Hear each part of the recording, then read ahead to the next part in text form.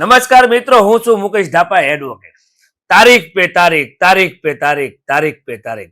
મિત્રો, કોર્ટનું નામ આવે ને એટલે લોકોના મગજમાં આવું આવે કે કોર્ટ એટલે તારીખ ઉપર તારીખ, તારીખ ઉપર તારીખ, તારીખ ઉપર તારીખ. એટલે કોર્ટમાં જાઓ એટલે તારીખ મળે. ત્યાં શું થાય છે ને કોઈને ખબર નથી. એટલે કહેવાનો મતલબ શું છે કે બધાના મગજમાં એવું હોય કે કોર્ટ છે એ તારીખ આપે, વકીલો તારીખ આપી દે, કામ થતું નથી અથવા અમારો કેસ ચાલતો નથી. આવું સામાન્ય લોકોના મગજમાં હોય. તો મારે આજના વિડીયોમાં તમને સૌને સમજાવવા મેં આ વિડીયો બનાવ્યો છે કે કોર્ટમાં તારીખ શા માટે પડે છે. તમને એવું લાગે છે કે તારીખ પર તારીખ આપે છે, તો શા માટે તારીખ પડે છે? તમને એની કાયદાની જે પ્રોસેસ છે એમનું તમને જ્ઞાન નથી. એટલે કોર્ટમાં કેસની જે પ્રોસેસ છે એની હું વાત તમને આજના વિડીયોમાં કરવા માંગુ છું. મિત્રો, કોઈ પણ પ્રકારનો કેસ કોર્ટમાં આવે એટલે ફોજદારી કેસ આવે, માની લો કે કોઈ મારામારીનો કેસ છે કે કોઈ વ્યક્તિએ કોઈને ચાકુથી હુમલો કર્યો અને એની ઉપર જૂની જે આઈપીસી છે એ 307, હવે નવામાં 109 કહેવાય બીએનએસ કલમ. એટલે આપણે છે ને હજી ઘણા બધાના મગજની અંદર કોઈનું મર્ડર થાય ને એટલે 302 કરી એવું કહે. હવે અમારા કાયદામાં કલમો જ બદલી ગઈ છે. જૂની કલમો હતી ને એ જ હજી વકીલો પણ જૂની જ કલમો બોલે છે. કાયદો બદલી ગયો 2 વર્ષ થયા, તેમ છતાં પણ જૂની કલમો અમારા પણ મગજની અંદર છે કે જેવી રીતે આપણે ક્યારેય ટૂથપેસ્ટ કહેતા નથી, કોલગેટ જ કહીએ છીએ. એવી રીતે આ કાયદા બદલ્યા છે પણ જે કલમો છે ને એ બધી જૂની છે ને એ બધા જ લોકોના મગજની અંદર છે. એટલે આજે એક ઉદાહરણ આપું તમને કે માની લો કે કોઈ વ્યક્તિ ઉપર સાકોથી હુમલો કર્યો અને માણસ ગુજરતો નથી, જીવે છે, એટલે એની ઉપર 307 જૂની કલમ જે છે આઈપીસી ની એ લાગે. માની લો કે આવો કેસ છે, તો એ કેસ કઈ રીતે ચાલે ને એની તમને વિગત સમજાવું. કે સૌ પ્રથમ પોલીસની તપાસ પૂરી થાય એટલે કોર્ટની અંદર ચાર્જશીટ આવે. એટલે પહેલી વખત ચાર્જશીટ આવે ને એટલે કોર્ટમાંથી આરોપીને સમન્સ મોકલે કે આ તારીખે તમારે હાજર થવાનું છે. એ તારીખે પહેલી વખત કોર્ટમાં હાજર થાય, એની હાજરી પૂરે એટલે એને પૂછે, ભાઈ વકીલ ક્યાં? કે સાહેબ વકીલ રાખવાના છે. એટલે એને તારીખ આપે કે ભાઈ 1 મહિના પછીની તારીખ આપી દે કે ભાઈ 28/8 આવજો, વકીલને લેતા આવજો. એટલું બોલે એટલે કામ પૂરું થઈ ગયું એ દિવસનું કોર્ટની અંદર. એ ભાઈ જાય, વકીલને મળે, વકીલ રાખે.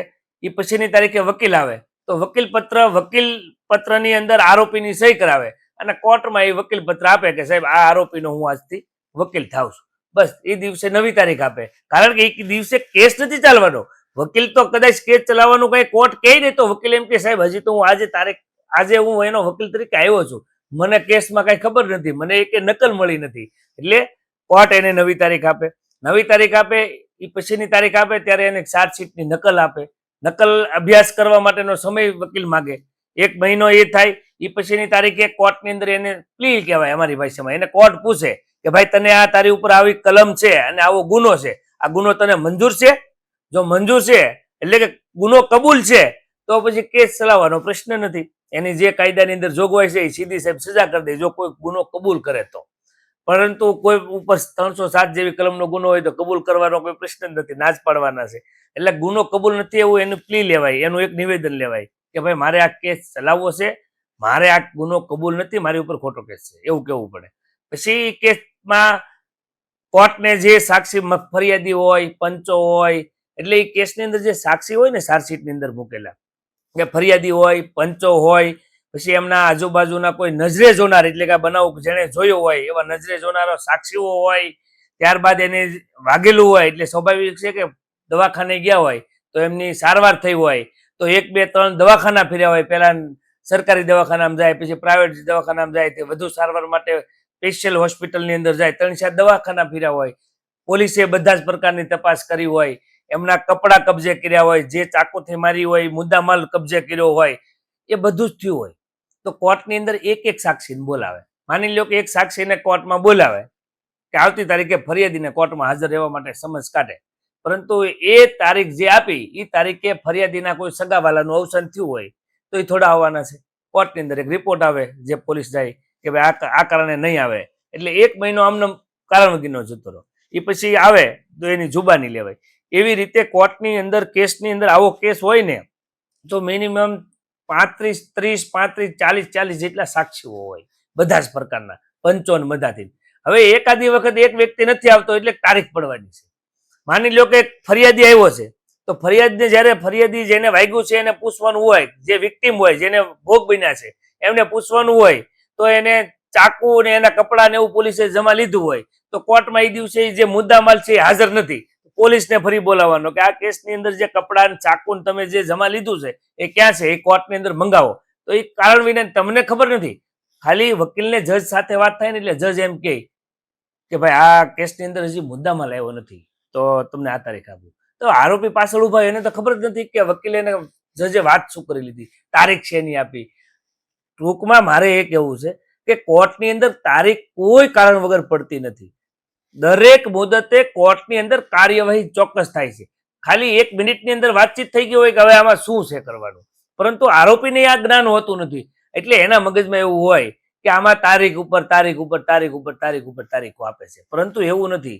કોર્ટની અંદર કારણ વગરની તારીખ મળતી નથી. હા, નાની જે નીચલી કોર્ટો છે એની અંદર કામોનું ભારણ વધારે હોય એટલે કેસોનો ભરાવો વધારે છે. આખા ભારત દેશની અંદર બધી જ કોર્ટની અંદર કેસોના ભરાવો છે. માની લો કે એક કોર્ટની અંદર આખા દિવસની અંદર 100 કેસ હોય તો પહેલા તો 100 કેસની અંદર આરોપી આવ્યા છે કે નહીં એની હાજરી પૂરવાની, કે આ કેસમાં શું કરવાનું છે ચેક કરવાનું, એનું બધાનું પ્રોસિડિંગ લખવાનું. કેસના દરેક કેસની અંદર એ તારીખમાં શું કર્યું છે ને એ જજે લખવું પડે છે. એના ઉપર આ તારીખે આ કેસની અંદર આ કર્યું છે, આ તારીખે હવે આ સાક્ષીને બોલાવ્યા છે, આ આવતી તારીખે આ પ્રોસેસ કરવાની છે, બધું જ લખેલું હોય એનું પ્રોસિડિંગની અંદર. એટલે કામના ભારણને લીધે પણ ઘણી વખત આપણું કામ જે છે કેસ એ લંબાતો હોય એવું બને. એટલે કોર્ટ કોઈને કેસ વધારે પડતો કારણ વગર લંબાવતો હોય. હા, અમુક વકીલોને કેસ ચલાવવામાં રસ ન હોય અથવા તો એના જે ક્લાયન્ટો છે એમને કઈ ફી બી નક્કી કરી હોય ને કદાચ આપતા ન હોય ને એના કારણે ક્યારેક 1-2 તારીખો લીધી હોય, એવું અમુક વખતે અપવાદરૂપ બનતું હોય. નથી બનતું એવું નથી કહેતો, પરંતુ મુખ્યત્વે કોર્ટની અંદર જે તારીખ હોય એ તારીખે કંઈક ને કંઈક કોર્ટના કેસની અંદર કામ થતું હોય છે. કારણ વગરનો વિલંબ થતો હોય કે કારણ વિનાનો તારીખો મળતી હોય એ વાત ખોટી છે. કોર્ટ પણ કારણ વગરની તારીખો આપતા નથી, કંઈક કારણ હોવું જોઈએ. ઘણી વખત એવું થાય કે કોઈ આરોપી છે એ જ આવી નથી શકતો અને એમાં એક કેસની અંદર મહત્વનો સાક્ષી આવ્યો છે, વકીલે એની પૂછપરછ કરવી જરૂરી છે, તો વકીલે તારીખ લેવી પડે કે સાહેબ આજે આરોપી નથી આવ્યો અને આ કેસની મારે અગત્યની માહિતી લેવાની જરૂર છે. અમુક વખતે એવું હોય કે ભાઈ તમે વકીલે હાજર છે, આરોપી હાજર છે, પરંતુ જજ સાહેબને કોઈ ટ્રેનિંગ આવી ગઈ છે અને એ રજા ઉપર છે, તો તારીખ મળવાની છે. ઘણી વખત એવું હોય કે વકીલો પણ માણસ છે, એમને પણ દાદા કાકા મામા ફઈ બધા હોય, એને કોઈને ઘરે લગ્ન હોય, એને કોઈને અવસાન થયું હોય, એ ક્યારેક બીમાર પડતા હોય, એને બાળક બચ્ચાઓ હોય, એને ક્યારેક ક્યાંક જવું હોય ને તો ક્યારેક એવા કારણે પણ તારીખ પડતી હોય છે. એટલે કહેવાનો મતલબ શું છે કે તારીખ છે ને એ કોર્ટમાં કારણ વગર નથી પડતી. માત્ર આપણે એવું કહીએ છીએ કે કોર્ટમાં ખાલી તારીખો પડે છે, ખાલી તારીખો નથી પડતી, તારીખ કંઈક કારણ હોય એટલે પડે છે. એટલે સામાન્ય લોકોની અંદર આ ગેરસમજ હોય છે. આ ગેરસમજ શા માટે આપણા મગજમાં છે કે જે આપણને ખરેખર કઈ રીતે કોર્ટની પ્રોસેસ છે એનું આપણને જ્ઞાન નથી, એટલા માટે ગેરસમજ છે. એટલે આવી કોઈના મગજની અંદર ગેરસમજ હોય તો એમને ક્લિયરિટી થાય કે આ તારીખ શા માટે આપે, એમની માટે અમે આ વિડીયો બનાવ્યો છે. તેમ છતાંય તમને કંઈ નવો પ્રશ્ન તારીખ કેવી રીતે આમ કેમ આપે ને કંઈ નવા પ્રશ્નો ઉદ્ભવતા હોય તો તમે કોમેન્ટ કરી શકો છો, એનો પણ હું જવાબ આપવાનો પ્રયત્ન કરીશ. ધન્યવાદ.